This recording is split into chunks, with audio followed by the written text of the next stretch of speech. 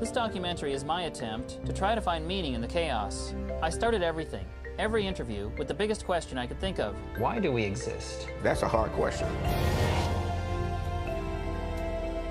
I don't doubt God, I doubt his representatives. So far, God's never spoken to me. Only man has spoken to me, and men, as we know, are often mistaken and liars and motivated by other things other than the desire to communicate truth.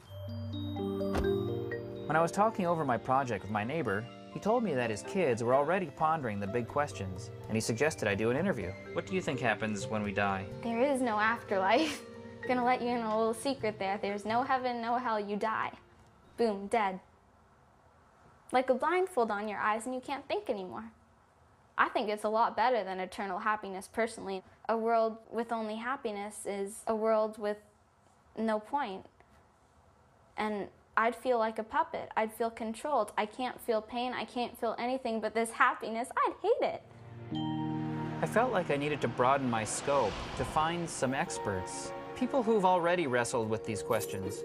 So I started looking around Southern California, and I found my first guru. In these transcendent parts, my name is Aha. So what is your occupation? You just call me a transpersonal undoing agent. Aha holds regular seminars where he teaches people how to conduct the energy of their lives. With each tap of my foot, I crush your obstacles. Whatever it is that is holding you back, whatever kind of doubt, go ahead and confront me with it. Or how can we figure out what our purpose is? Like, I have no idea. I don't even know where to start. I hate to be the one to break it to you, but see the person next to you? They're your purpose over there. And the person on the other side of you is your purpose over there. What you talk about when you're looking for purpose is a fucking recognition. I don't think there was love when mankind began. I think there was only stay alive. I suspect one of our purposes is to witness the universe. For the first time, as far as we know, anywhere ever, there's a species that could colonize the entire cosmos. What matters is not what we think our purpose is, but that we feel like we're part of a purpose that's greater than ourselves. The immediate purpose coming to mind for me is to be radiant as fuck. The universe evolves, stars evolve, people evolve. Everything that is alive evolves. We may be the path towards some ultimate intelligence, some ultimate life in the universe that would be virtually indistinguishable from what we call God. One God or many gods? Only one. God is only one. I don't want to say that I think God is purely a figment of people's imagination, but it is. In my search for God, I kept doing what everyone does, which is they have a very narrow definition of God, and then as they look for evidence and don't find it, they keep broadening the definition of God till it just becomes God is air, or God is a life force, or God is a molecule. Like, when the universe evolved, it evolved in many ways like the tree of life. It evolved into separate branches, so distantly separated that we can't see them. The universe is enormously big, and those different places have different properties. Just like different places on the tree of life have different properties. And in some tiny, small little fragment of it, things happen to be just possible for us to exist. Where do we live?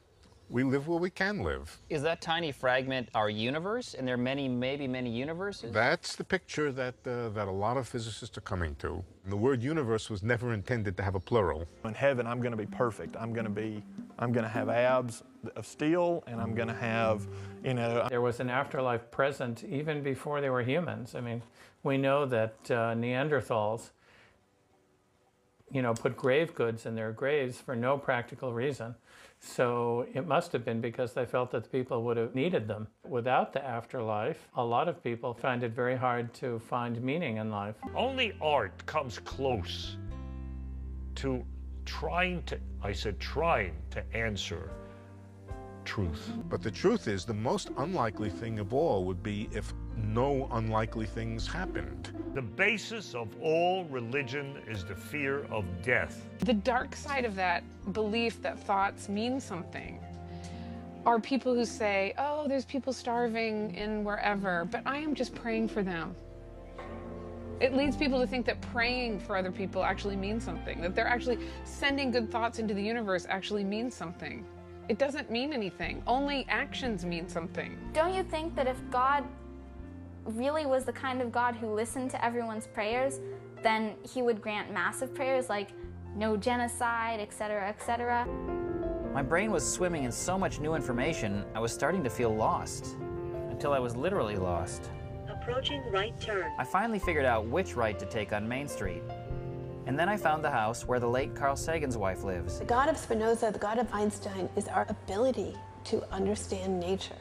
That's how we worship what is sacred, what is holy, by trying to find the deepest understanding of nature. Our bias against this is so strong, you can hear it in the word supernatural, above the natural, as if our fantasies and our little stories that we make up, whether we made them up 10,000 years ago or 5,000 years ago or this week, as if our stories could compete with the reality of nature as revealed by science.